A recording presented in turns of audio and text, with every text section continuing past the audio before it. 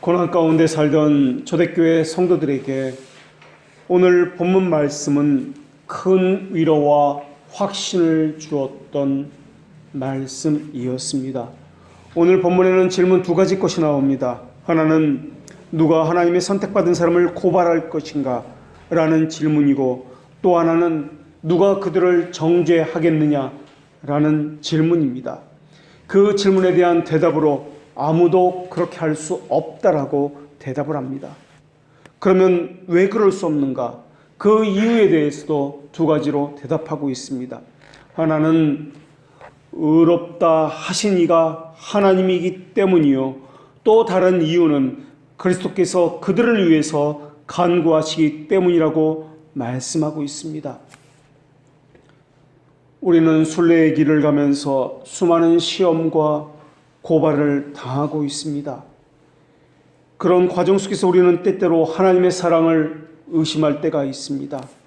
말씀대로 살려고 분투하고 있지만은 패배의 쓴잔을 맛볼 때가 너무나 많습니다.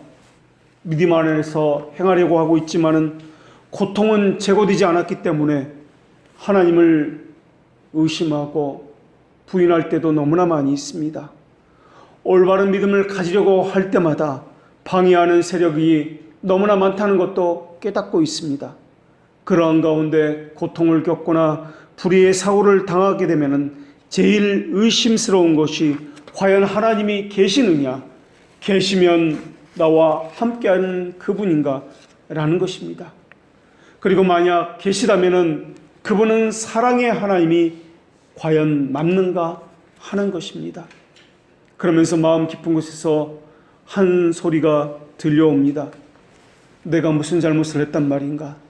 나는 오직 하나님의 말씀대로 살려고 한 것뿐인데 왜 이런 고통과 수모를 내가 당해야 하는 것인가? 라는 질문입니다. 이런 질문과 생각에 대해서 우리는 어떻게 생각해야 하는 것입니까? 누구든지 이런 생각을 한 번쯤은 해보았을 것입니다. 사람이 어려움이 생기면은 이것에 대해서 반응을 하게 되는데, 하나는 신념으로 종교 생활을 하는 사람들의 반응이 나타날 수 있습니다. 이들의 반응은 하나님의 속성 가운데 소위 말하는 공유적 속성에 대해서 항상 초점을 맞춰서 반응을 하게 됩니다.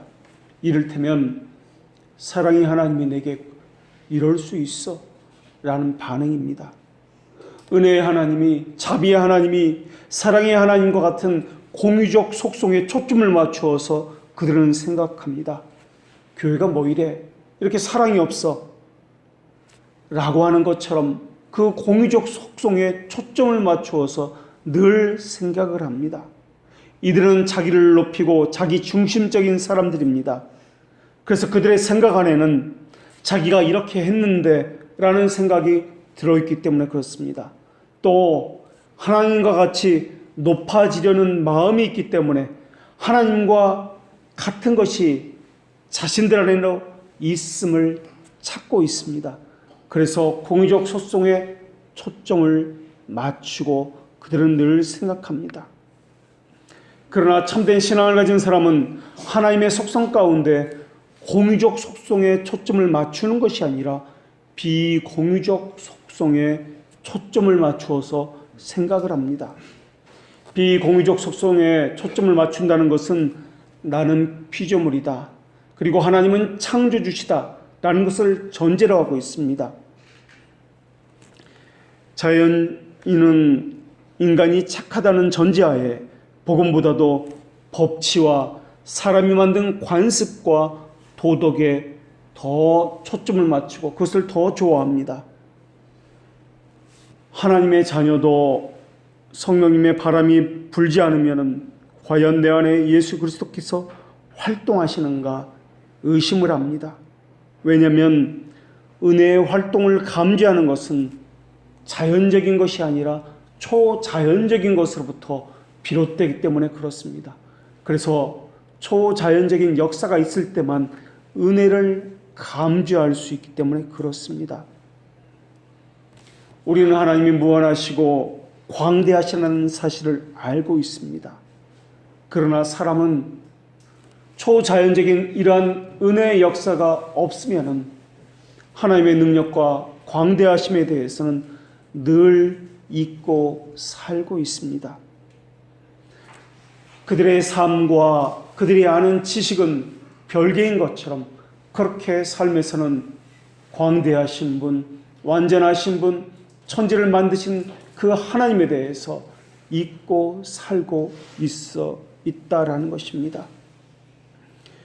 영혼이 괴롭게 되면 심지어 요나처럼 하나님은 베푸실 은혜를 다 잊어버리셨는가? 그 은혜를 다 하셨는가라고, 내게서 긍휼을 거두어 가셨는가라고 생각을 합니다. 나는 하나님의 진노를 받았단 말인가? 라고 요나처럼 생각할 때가 너무나 많이 있습니다. 천사들은 하나님의 위엄 앞에서 자신의 얼굴을 가림으로써 하나님의 위엄의 높고 신비로움과 위대하심에 대해서 그렇게 그들의 모습으로서 나타냈습니다. 우리는 광대한 바닷물을 바라볼 수 있습니다. 그러나 우리는 바다의 깊이와 넓이에 대해서 헤아릴 수 없습니다. 그럼에도 우리는 바다를 보았다고 말을 합니다. 우리는 산을 보았다고 말을 하고 가보았다고도 말을 합니다. 그러나 우리는 산을 우리 손으로 만져보고 발로서 정상까지 갈 수는 있지만은 두 팔을 벌려서 그 산을 껴안지는 못할 것입니다. 그리스도를 말하나 우리는 그리스도를 보았다고 말을 하나 삶에서 느끼지 못하는 것처럼 그렇게 산을 대하고 바다를 대하고 있다는 것입니다. 물론 하나님은 바다를 담아 놓을 장소를 정해 놓으셨고 그 바다의 한계도 정해 놓으셨습니다. 바다가 육지로 올라와 땅에 사는 피조물까지 파멸시키지 못하도록 말입니다. 바다의 한계는 하나님께서 정해 놓으셨고 하나님께서 그 한계를 제거해 버리실 때까지 바다는 그 안에 갇혀 있을 수밖에 없습니다. 아무리 사나운 바람이 거친 바람이 분다 할지라도 바다의 경계는 하나님께서 정해신 곳을 벗어날 수가 없습니다. 바다는 때로는 강한 바위에 가로막히기도 하고 때로는 연약한 모래에 가로막히기도 합니다. 바다가 하얀 포마를 불러일으키고 파도가 높이 치솟아 으렁거린다 할지라도 결국에는 바다는 자신의 한계를 잘 알고 있습니다. 바다는 하나님께서 한계로 정해주신 모래사장 가까이 가면은 얌전해지고 사그러지는 그러한 존재입니다. 그것이 썰물이든 밀물이든 하나님이 정해놓으신 한계를 넘어설 수가 없습니다. 하나님께서 그 한계를 정해 놓으셨기 때문에 그렇습니다. 하나님의 능력에 대해서 우리가 가지고 있는 모든 것을 가지고 말하고자 한다 할지라도 우리는 하나님의 능력에 대해서 다 말할 수도 없으며 이해할 수도 없을 것입니다. 하나님의 능력은 우리가 생각하는 것 이상이기 때문에 초월하기 때문에 그렇습니다. 우리는 하나님의 능력을 다 표현할 수도 없을 것입니다. 표현한다 할지라도 우리가 표현하는 것 그 이상의 것을 하나님은 더 가지고 계실 것입니다. 하나님만이 친히 하나님의 능력을 이해할 수 있을 뿐이며 친히 자신의 능력을 표현할 수 있을 것입니다. 인간의 능력은 유한하기 때문에 하나님의 전능하심을 측량하기에는 너무 부족합니다. 그러나 은혜가 아무리 흰 돌에 새겨진 이름 같아서 그 이름을 아무도 모른다 할지라도 받은 자들은 그 은혜를 알 수 있다라는 것입니다. 그런데 우리는 하나님의 은혜가 마치 우리 안에서 숨겨진 것처럼 그렇게 생각할 때가 너무나 많이 있습니다. 그리고 받았다 할지라도 그때뿐인 것처럼 생각할 때가 너무나 많이 있습니다. 하나님의 능력은 하나님의 뜻에 속해 있습니다. 하나님의 뜻에 의해서 통제받는 능력이기 때문에 그렇습니다. 그러나 사람은 자신의 능력보다 더 많은 것을 할 수 있는 것처럼 더 크고 높은 것을 꿈을 꾸고 그것을 생각하고 있습니다. 마치 자기가 할 수 있는 것처럼 말입니다. 그러나 사람의 능력은 자기가 생각하는 것 그거보다 모자라고 부족하고 한참이나 미치지 못하다는 것을 늘 잊어버리고 살고 있습니다. 그러나 하나님의 능력은 그렇지가 않습니다. 하나님의 능력은 우리에게 말씀하신 것보다 더 크고 더 높습니다. 더 위대한 능력을 가지고 있습니다. 그럴지라도 하나님의 능력은 하나님의 뜻 안에서, 하나님의 생각 안에서 통제를 받고 있습니다. 하나님께서 우리에게 알리신 하나님의 능력은 하나님이 가지신 능력보다 상상할 수 없을 정도로 더 높은데도 말입니다. 우리 언어로 하나님의 능력을 다 담을 수도 없고 표현할 수도 없는데도 불구하고 하나님은 하나님의 뜻 안에서 하나님의 능력을 통제하고 계십니다. 하나님의 말씀 자체가 능력이요 하나님의 의지인데도 말입니다. 모든 물질은 하나님의 창조 능력에 빚을 지고 있습니다. 하나님은 일하실 때도 시간이 필요 없으신 분이십니다. 하나님은 일하실 때도 하나님께서 보고 참고할 설계도나 도면이 필요 없으신 분이십니다. 하나님께서는 친히 설계자가 되시며 지혜자가 되시며 시간을 창조하시는 분이 되시기 때문에 그렇습니다. 계획, 결정, 실행이 있어도 우리 안에서는 구별되지만은 하나님께서는 이 모든 것들이 하나님의 본질 안에 있기 때문에 이것은 하나님에게는 구별되는 것들이 아닙니다. 계획은 하나님의 지혜에 속한 것이며 결정은 하나님의 명철에 속한 것이며 실행은 하나님의 의지에 속한 것입니다. 그리고 이 모든 것은 하나님의 능력에 속한 것으로서 한꺼번에 우리에게 주어지기 때문에 그렇습니다. 하나님의 지혜는 어떤 것이 가능하다고 여겨지는 능력입니다. 하나님의 명철은 그것이 가져올 결과를 판단하고 측정하는 능력입니다. 하나님의 의지는 하나님의 완전함과 위엄을 나타내는 능력입니다. 하나님의 지혜는 지휘자가 되어서 지시합니다. 하나님의 명철은 하나님의 지혜의 지시를 받아서 그것을 실행하는 데 필요한 모든 것을 제공하고 있습니다. 그리고 하나님의 의지는 하나님의 뜻대로 하나님의 말씀을 수행함으로 하나님의 완전하심을 우리에게 나타내 줍니다. 그래서 하나님의 뜻은 하나님의 행하신 모든 것에 궁극적인 원이 되십니다. 그렇게 완전하시고 무한하신 하나님의 의지가 나았습니다. 그리고 그렇게 무한하신 그 하나님이 명령하신 것이 바로 하나님의 택하신 이들이다라는 것입니다. 성경은 오직 우리 하나님은 하늘에 계셔서 하나님께서 원하시는 모든 것을 행하셨다라고 고백하고 있습니다. 하나님이 능력이 행한다는 점에서 하나님의 의지와 구별되지만은 하나님의 능력은 하나님의 의지와 늘 함께합니다. 그 완전하신 하나님께서 택하신 사람, 그 하나님께서 정하신 이들이 있다라는 것입니다. 그 완전하신 지혜로 택한 백성을 하나님께서 나의 자녀다라고 부르신다라는 것입니다. 오류가 없으신 그분이 택하신 하나님의 백성, 그 하나님의 지혜가 어찌 오류가 있을 수 있겠으며 하나님의 능력에 있어서 어찌 미치지 못하고 부족한 것이 있겠느냐 하는 것입니다. 그것에 대해서 누가 송사할 수 있으며 누가 시비를 걸 수 있겠느냐 하는 것입니다. 그분이 의롭다고 하셨습니다. 하나님께서 미리 아신 자들이었습니다. 그 사람은 하나님께서 부르신 자들입니다. 하나님께서 주신 믿음에 있어서 어찌 오류가 있을 수 있으며 어찌 부족함이 있을 수 있겠느냐 하는 것입니다. 우리는 하나님께서 택하셨다는 말씀에 대해서 어떻게 생각하고 있습니까? 이성에 기초하지 않았다는 이 말씀에 대해서 어떻게 생각하고 계십니까?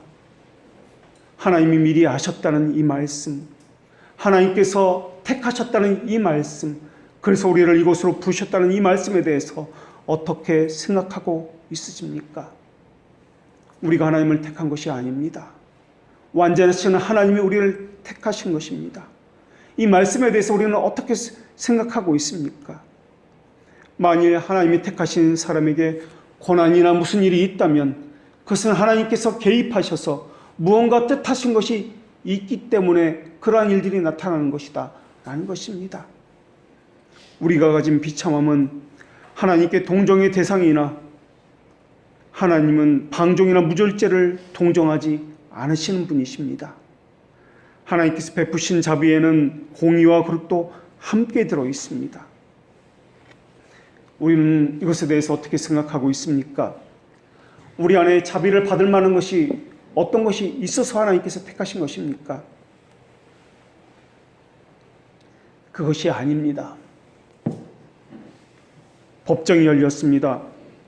검사가 나와서 이 사람은 죄가 많다고 계속해서 고소하고 있습니다. 그러나 우리의 변호자이신 예수 그리스도께서는 우리를 향해서 변호하십니다.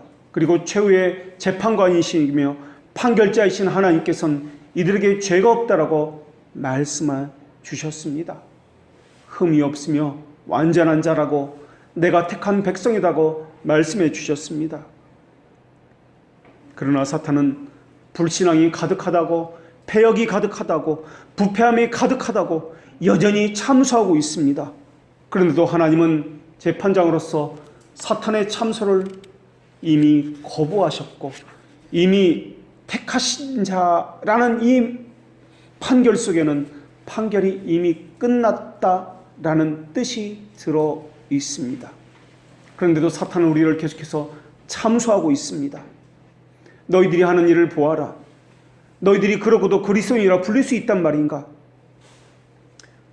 우리의 눈을 우리 자아로부터 떼어서 예수 그리스도를 바라보게 하는 것은 항상 성령께서 하시는 일입니다. 그러나 사탄은 정반대의 일을 하고 있습니다.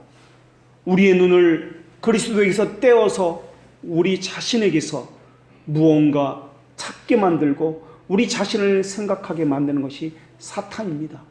사탄은 계속해서 속상입니다. 너희들의 죄는 너무 커서 용서받을 수가 없어. 너희들은 믿음도 전혀 없어. 충분히 회개하지도 않았어. 너희들은 마지막 날까지 너의 믿음을 지킬 수가 없어. 너희들은 하나님의 자녀들이 갖고 있을 그 증거들은 전혀 찾아볼 수가 없어. 감사의 생활을 하고 있지 않아. 기쁨을 갖고 있지 않아. 거기다가 너희들은 예수 그리스도를 붙잡고 있지를 않아 라고 사탄은 계속해서 이야기하고 있습니다. 그러나 오늘 본문에서는 뭐라고 말씀하십니까? 우리가 하나님을 택한 것이 아니요 하나님이 우리를 택한 것이다 라고 말씀하고 있지 않습니까?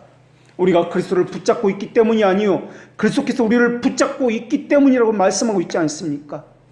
우리가 구원받은 것은 우리가 하나님을 기뻐하기 때문이 아니요 하나님께서 우리를 기뻐하시기 때문이라고 말씀하고 있지 않습니까? 믿음이 구원의 도구가 되는 것은 사실이지만 그 믿음을 우리를 구원하는 것은 아니다라는 것입니다. 우리를 구원하는 것은 우리가 가진 믿음 때문이 아니요 그리스도의 보혈과 그리스도의 공로 때문이다라는 것입니다. 하나님께서 영원전에 우리를 택하셨다라는 그 말씀은 우리에게 있는 어떤 것을 보시지 않았다라는 말입니다. 우리가 얼마나 그리스도를 붙들고 있는지 그것을 전혀 고려하지 않았다라는 것입니다. 우리가 얼마나 소망을 가졌는지가 아니라 하나님께서 우리에게 얼마나 소망을 가지셨는지 얼마나 하나님의 의지가 있었는지가 중요하다라는 것입니다. 하나님은 우리의 믿음을 보시는 것이 아니라 우리의 믿음을 시작하고 완성하신 하나님의 의지 자체를 보시는 분이다라는 것입니다. 하나님은 우리의 기도를 우리가 하는 일을 우리의 기분과 감정을 보시는 분이 아니라 예수 그리스도의 기도와 그분이 하신 일을 보시는 분이다라는 것입니다. 우리는 늘 하나님을 실망시키시나 하나님은 절대 우리를 실망시키는 분이 아니다라는 것입니다. 우리의 소망은 우리의 행위나 수고에 달린 것이 아니라 오직 예수 그리스도의 보혈과 그분의 중보 위에 세워져 있기 때문에 그렇습니다. 우리가 의지하는 것은 우리의 행위가 아닙니다. 예수 그리스도의 이름입니다. 우리가 의지했기 때문이 아니라 하나님께서 그렇게 우리를 택해 주셨고 정해 주셨기 때문에 우리가 구원받게 되는 것입니다. 이것을 성경에서는 값없이 베푸시는 은혜다라고 말을 합니다. 너희 믿음대로 된다는 말씀은 믿지 않으면 안 된다는 말씀이 아니라 하나님의 은혜에서 모든 것이 이루어진다는 말씀입니다. 그런데 믿음에 수반되는 것들은 우리의 본성과 어울리지 않습니다. 사람의 본성적 성향에 거슬리는 것들입니다. 사람은 타락 이후에 자기 힘으로 하나님에게 다다르려고 했습니다. 더구나 우리 본성은 하나님의 뜻에 합하기보다는 불신앙에 더 잘 어울리는 성향을 가지고 있습니다. 사람은 본성적으로 교만을 소중히 여기고 있습니다. 교만을 낮추게 만드는 모든 것을 본성적으로 너무나 싫어합니다. 하나님이 정하신 방법 싫어합니다. 하나님의 뜻도 본성적으로 싫어합니다. 성령에 대한 저항이 우리의 본성입니다. 육의 원리는 성령의 원리에 대립하기 때문에 그렇습니다. 그리스도께서 진리라는 그 이유 때문에 적대감을 품는 것이 사람의 마음입니다. 우리 주님께서는 내가 진리를 말함으로 너희가 믿지 아니하고 도리어 나를 대적하는도다 라고 말씀해 주셨습니다. 진리를 말하기 때문에 싫다라는 것입니다. 진리를 말하기 때문에 믿지 아니하고 오히려 대적한다라는 것입니다. 사람들이 진리를 미워해서 그리스도를 거절하는 것이 아니라 거짓의 아비인 마귀의 본능에 이끌려서 진리를 대적하기 때문에 진리가 싫은 것이고 예수 그리스도가 싫은 것입니다. 그리고 성령님의 방법이, 하나님의 방법이 싫은 것입니다. 그래서 마귀는 진리로 향하는 모든 것들을 미워합니다. 그래서 듣지 못하게 하고 있습니다. 그들은 오늘도 하나님이 정하신 것을 부정하고 있습니다. 하나님이 의롭다 하신 것을 그렇지 않다라고 거부하고 있습니다. 부패한 이성은 믿음에 적대적이고 불신앙에 우호적이기 때문에 그렇습니다. 육신의 생각은 하나님과 원수가 되나니 이는 하나님의 법에 굴복하지 아니할 뿐만 아니라 할 수도 없다라고 말씀해 주셨습니다. 사탄은 사람의 본성에 하나님에 대해서 적대감을 심어 놓았습니다. 그래서 사람은 하나님을 향해서 어떤 우호적인 행동도 하지 못하는 것입니다. 사실 하나님의 영광에 적대적인 사람들을 위해서 하나님께서 자신의 아들을 내어줄 만큼 사랑한다는 사실을 어떻게 믿을 수 있단 말입니까?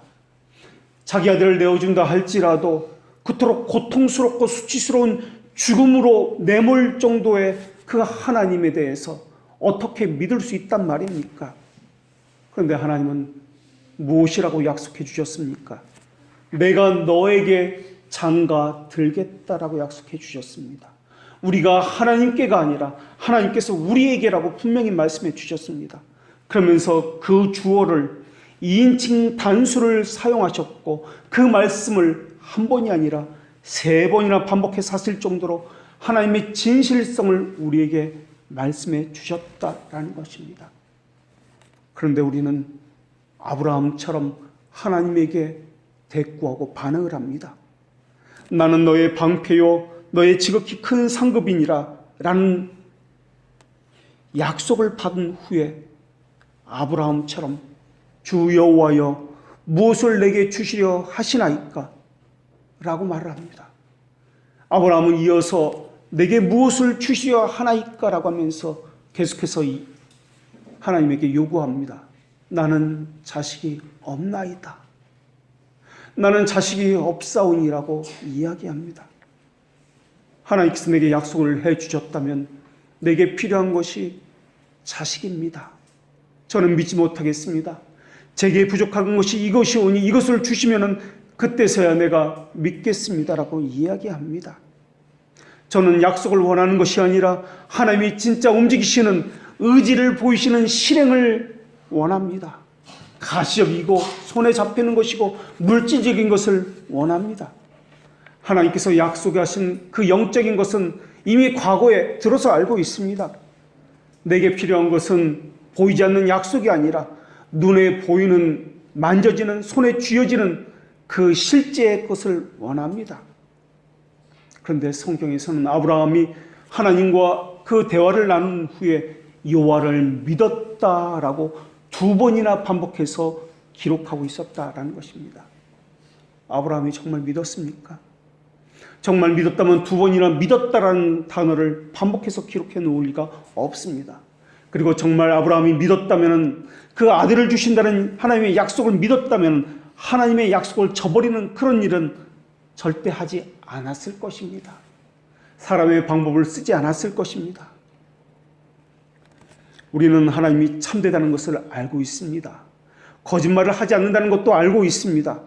그러나 그런 생각은 하는 한편 구석에는 하나님은 틀렸다라는 생각도 하고 있습니다. 그것은 영적인 것이고 또 이 현실적인 문제는 다른 문제다라고 생각을 합니다. 우리는 하나님께서 우리를 친구처럼 대해 주실 때 하나님을 향해서 거짓말쟁이라고 한편으로는 또 생각합니다. 우리는 하나님에 대해서 하나님이 과연 내게 무엇을 주셨단 말인가? 내게 주신 것은 하나도 없지 않는가? 약속은 약속이며 구원은 죽어서 받는 영적인 것이며 실제 삶에서 내게 주어진 것은 하나도 없지 않는가? 라고 말을 합니다. 우리는 하나님께서 우리에 대한 계획을 갖고 계신다라고 말씀을 하실 때 우리에게 주신 것을 보면 과연 하나님에게 진정성이 있는 것인가? 라는 의심도 함께 합니다. 대홍수 이후에 하나님께서는 다시는 물로 심판을 하지 않겠다고 약속을 해 주셨습니다. 그런데 사람들은 그 약속의 증거인 무지개를 보면서도 믿지 않으려 했습니다. 그래서 그 사람들은 자신들을 지켜줄 높은 탑을 세우고 싶어 했습니다. 노아의 아들들은 당시에 생존해 있었습니다. 그리고 노아의 아들들은 실제로 그 물의 심판을 경험했던 사람들이었습니다. 그리고 하나님의 약속이 무엇인지 알고 있었고 그 언약의 징표인 무지개를 그 모든 사람들이 다 목격하고 있었습니다. 그런데도 사람들은 성읍과 탑을 건설하여 그 탑 꼭대기를 하늘에 닿게 하여서 우리의 이름을 내고 온 지면에 흩어짐을 면하자라고 그렇게 생각을 했습니다. 그들은 하나님의 약속을 믿지 못했기 때문에 스스로 자신들을 지키려고 했던 사람들이었습니다. 하나님은 이스라엘 백성들에게 하나님을 믿을 수밖에 없을 정도로 수많은 것들을 해 주셨습니다. 그러나 이스라엘 백성들은 믿지를 않았습니다. 하나님 이스라엘의 원수들에게 재앙을 쏟아 부어 주었고 이스라엘 백성들에게는 경이로운 자비를 베풀어 주셨습니다. 광야에서는 이스라엘 백성들을 먹이고 입히셨고 마시게 하셨습니다. 하지만 이스라엘 백성들은 늘 염려했습니다. 하나님께서 자신들을 파멸시킬 계획을 가지셨는가? 라고 말입니다. 그래서 마치 바벨탑을 쌓았던 사람처럼 그렇게 하나님의 언약을 믿지 못했고 불평으로 일관했고 자신들의 시기심을 꺼리낌 없이 표출했습니다. 이러한 역사는 지금까지도 계속되고 있습니다. 하나님은 이렇게 말씀하셨습니다. 이스라엘 족속아, 내가 이렇게 행함은 너희를 위함이 아니요 너희가 더럽힌 나의 거룩한 이름을 위함이라. 하나님께서 우리에게 행하신 것은 우리를 위함이 아니요 우리가 더럽힌 하나님의 거룩한 이름을 위함이다 라고 말씀해 주셨습니다. 오늘 본문에 나타난 칭의 교리를 보십시오. 성도의 견인 교리를 보십시오. 하나님께서 선택했다는 이 선택의 교리를 보십시오. 헬라인의 지혜는 이 교리들 앞에 경의를 표하며 고개를 숙여야 마땅했습니다. 그러나 헬라인은 그렇게 하기를 원하지 않았습니다. 우상 숭배가 이 말씀 앞에 엎드려져야 했고 사람들의 불경스러운 관습이 이 교리의 무게 아래에 붕괴되어야만 했습니다. 그러나 사람들은 그렇게 하지 않았습니다. 사실 교만한 본성을 내려놓는다는 것이나 관습을 통해서 내려오는 자기 사고방식을 버린다는 것은 결코 쉬운 일이 아닐지도 모르겠습니다. 가장 지혜로운 민족이라고 스스로 자부했던 헬라인들은 이 복음의 교리를 어리석다고 경멸했습니다. 종교적인 민족이었던 유대인들은 이 교리가 자신들의 해석과는 다르다고 여겨서 그들의 해석과 다르기 때문에 경멸했고 이 교리에 걸려 넘어졌습니다. 자기가 가진 종교에 대한 자부심, 자기가 소속된 종파에 대한 자부심, 이 자부심과 이 진리는 다르다고 그래서 자기가 넘어지게 된 것입니다. 그들은 자기가 알고 있는 관습, 생각, 그것으로서 복음은 잘못된 것이다 라고 여겼습니다. 하나님은 그런 하나님이 아니라고, 그것은 성경 말씀이 아니라고 그들은 여겼습니다. 그리고 지금까지 해왔던 관습을 바꾸는 대신에 하나님의 말씀을 왜곡하고 속이고 변개했습니다.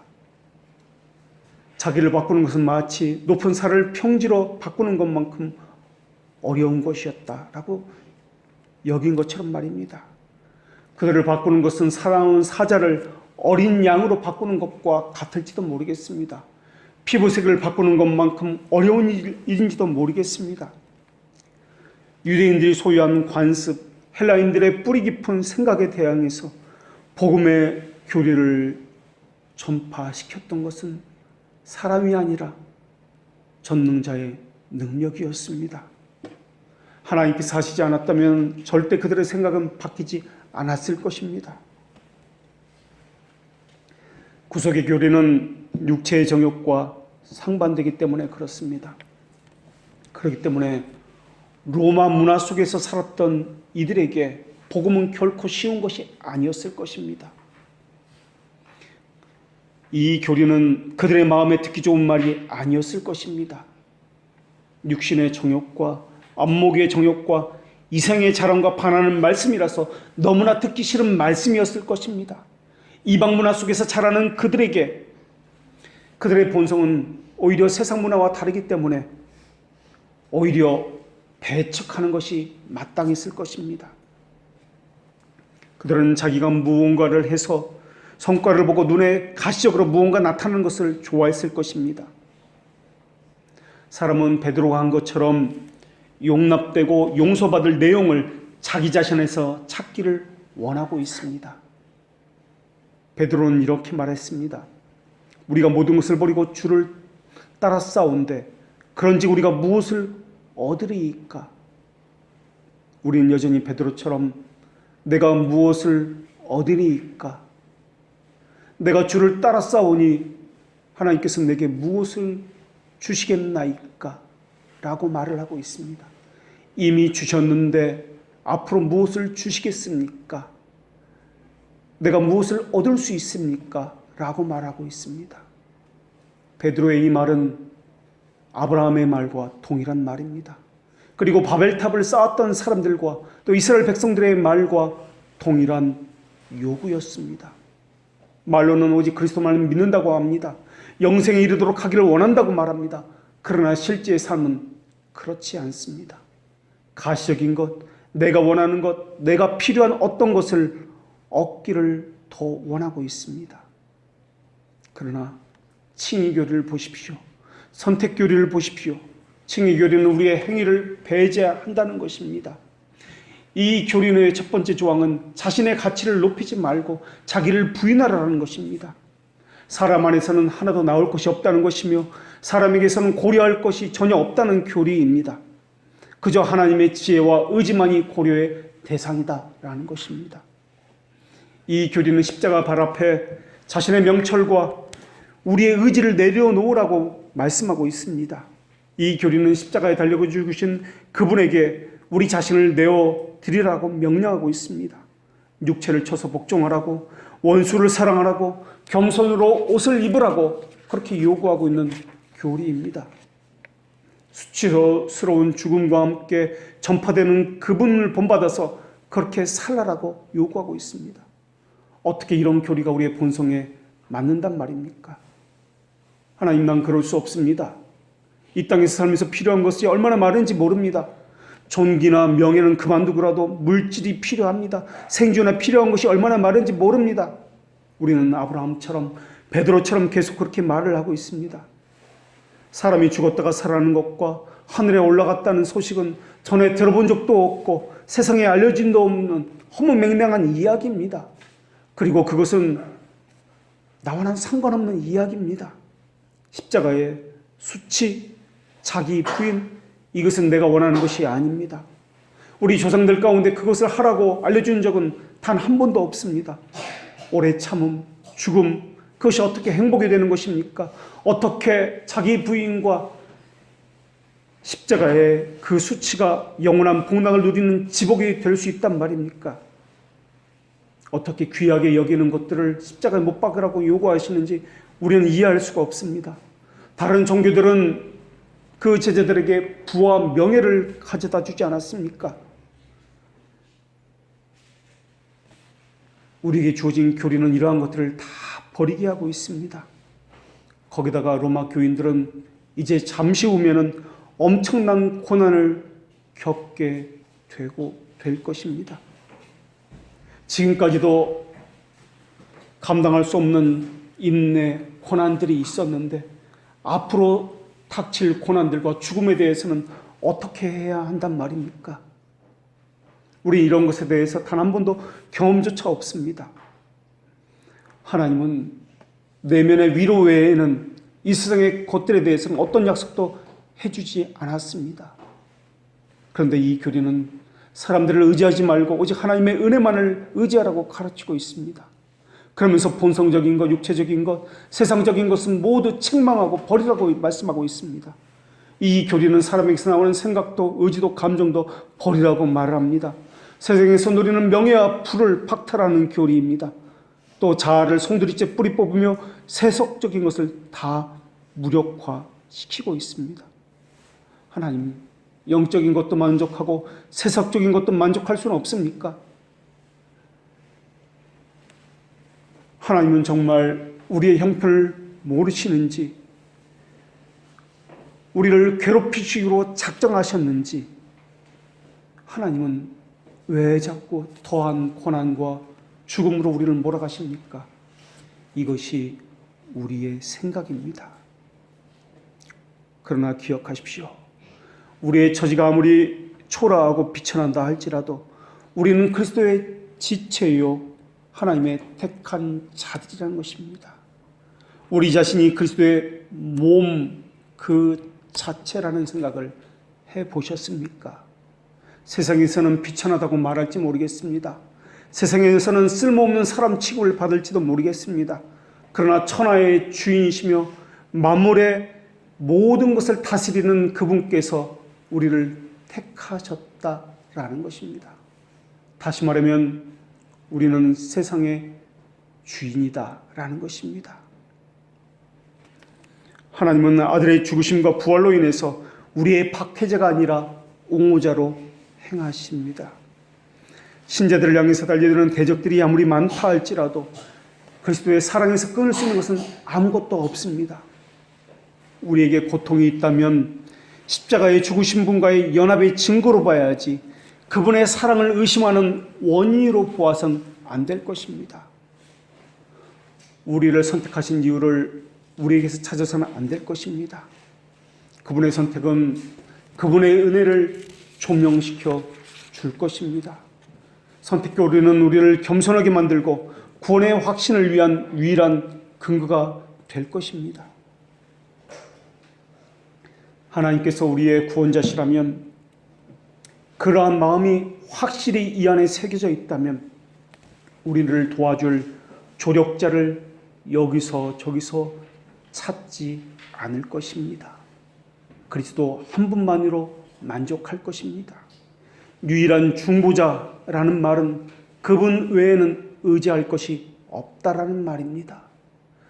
예수 그리스도의 이름으로 기도한다는 말은 우리가 의지할 유일한 중보자가 오직 그리스도 한 분 외에는 없다라는 것입니다. 구약의 성도들은 기도할 때마다 그림자에 불과한 대제사장과 희생 제물을 바라보아야 했습니다.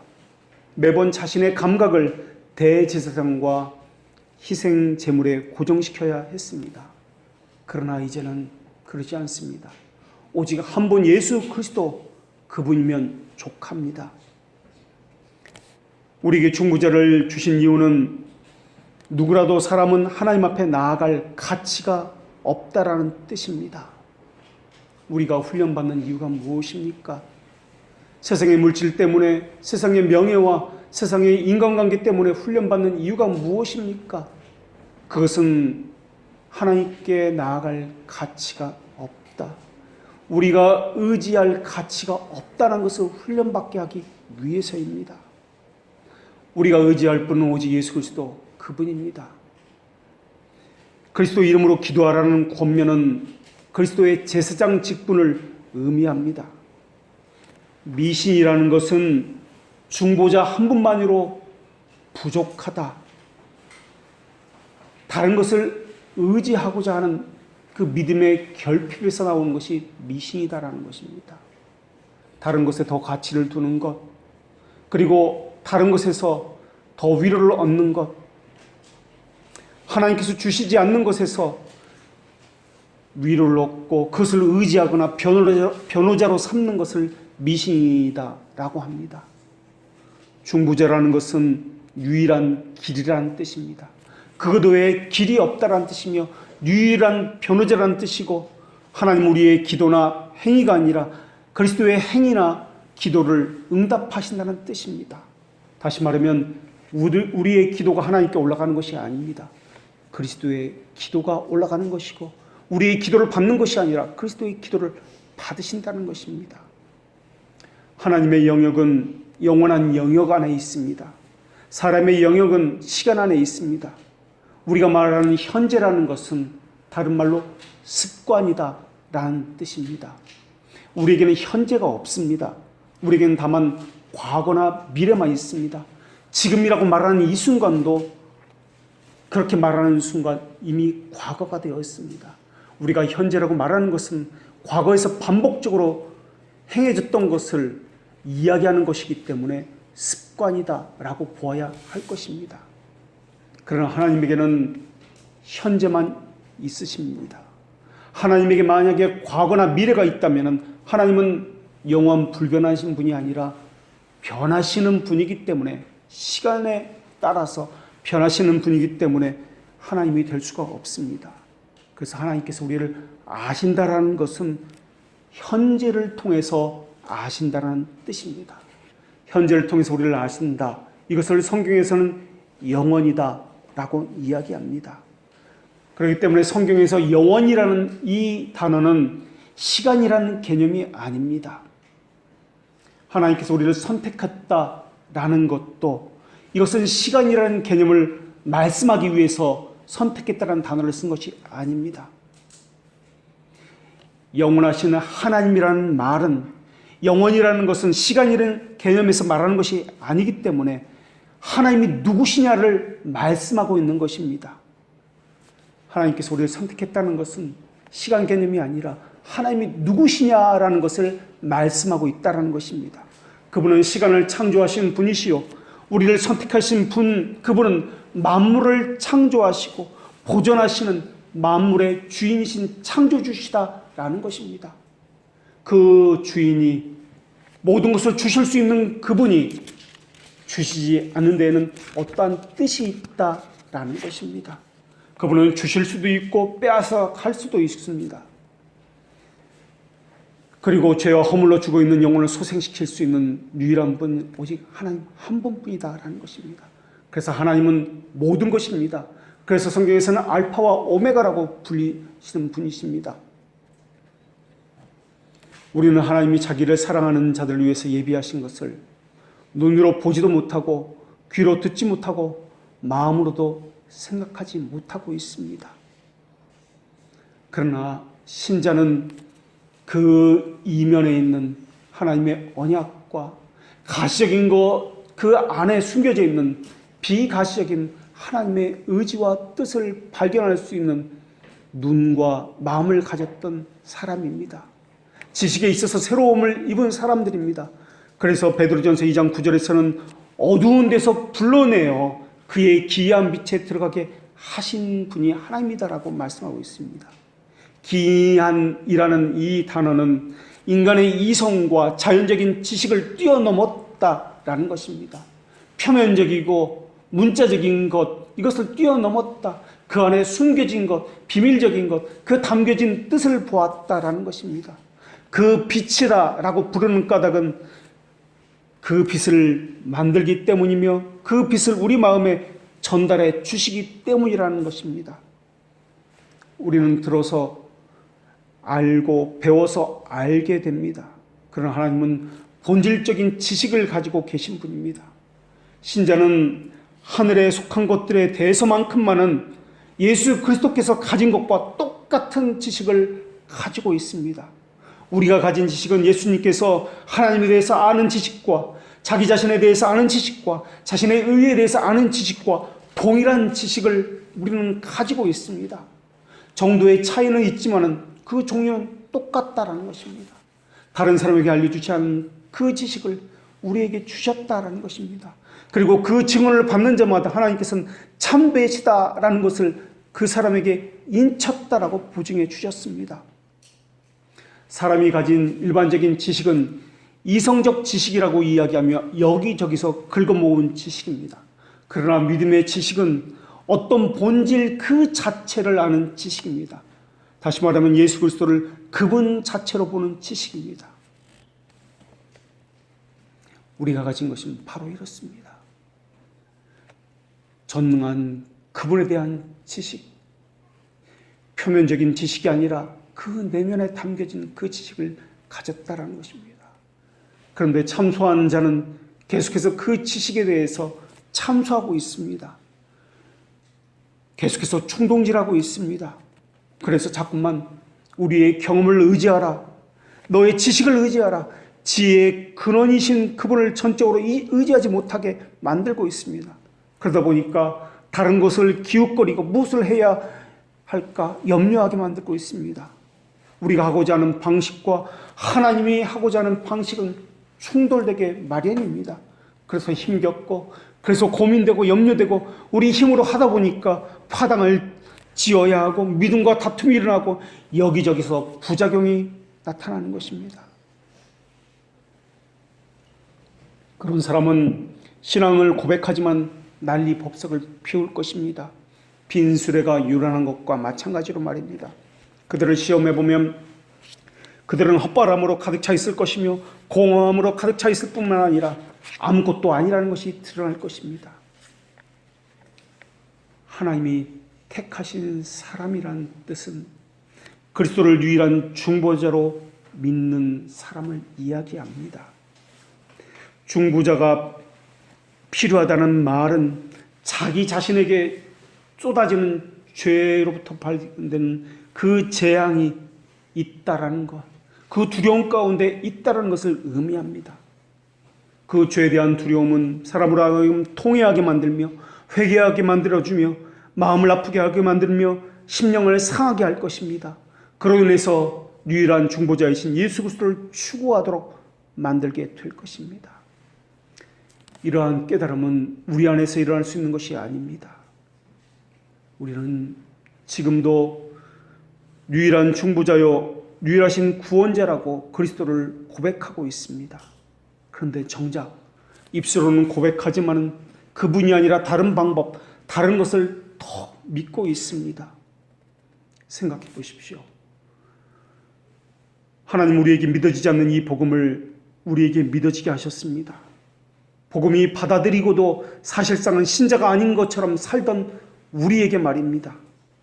복음의 진리를 아는 지식이 너무나 현저하게 부족했던 사람들이 우리였습니다. 어둠 속에서 살아가는 사람들이 우리 주위에도 아직도 많이 있는데 우리에게는 진리를 믿어지게 하셨습니다. 어둠을 버리고 진리의 빛 아래 살게 해주셨습니다.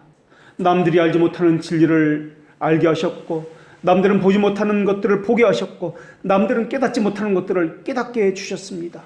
주님의 특별한 사랑을 알고도 그런데도 불구하고 주님을 위한 삶을 살지 못하는데도 불구하고 언제나 특별한 대접을 해주셨습니다. 그리고 지금까지 인도해 주셨습니다.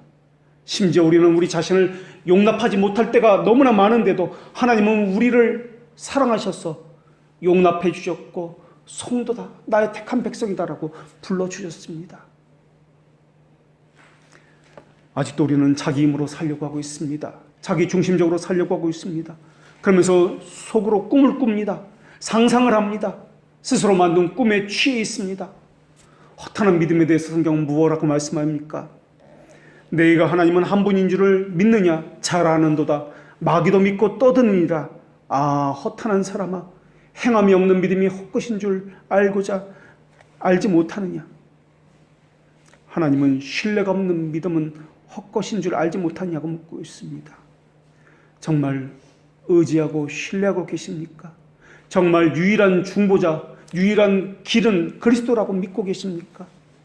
정말 택자라면 유일하신 구주 그리스도를 온전히 신뢰할 것입니다. 중보자도 붙들고 있고 세상도 붙들고 있는 이러한 일은 하지 않을 것입니다. 자기 욕망과 함께 그분을 붙들고 있으면서 그분에게 내가 필요한 것이 이것입니다라고 자신의 욕망을 말하지 않을 것입니다. 하나님은 택하신 자들을 향해서 나의 백성이다라고 말씀해 주셨습니다. 하나님이 나의 백성이라고 하는 이들을 의롭다 하셨습니다. 그리고 그리스도는 그들을 위해서 지금도 간구하고 계십니다. 나의 백성이다. 이 말에는 참으로 많은 의미가 담겨 있습니다. 특별하다는 뜻이 담겨져 있습니다. 온 세상이 하나님의 것입니다. 하늘도 하나님의 것입니다. 하늘의 하늘도 하나님의 것입니다. 그러나 하나님께서 자기를 버려서 값을 주고 자기 것으로 삼은 다음에 나의 백성이다라고 해 주셨습니다. 하나님은 다른 사람에게는 그렇게 말씀하지 않으셨습니다. 그들에게만 나의 백성이라고 말씀해 주셨습니다. 그들에게만 그리스도의 은혜를 아는 지식을 부여 주셔서 교회로 불러 주셨습니다. 그 지식은 하나님이 아는 지식과 동일한 지식입니다. 하나님은 이렇게 말씀하셨습니다. 여호와의 분깃은 나의 백성이요 야곱은 그 택하신 기업이라. 분깃이라는 것은 여호와의 모든 것이다라는 것입니다. 여호와의 것이 모두 이 백성에게 담겨져 있다라는 의미입니다. 이 땅에 있는 모든 나라들이 다 여호와의 것입니다. 온 세상이 여호와의 능력 아래에 있습니다. 그런데 그분께서 자기를 버려서 이 땅에 있는 모든 것을 버려서 우리를 살리셨고 우리를 선택해 주셨다라는 것입니다.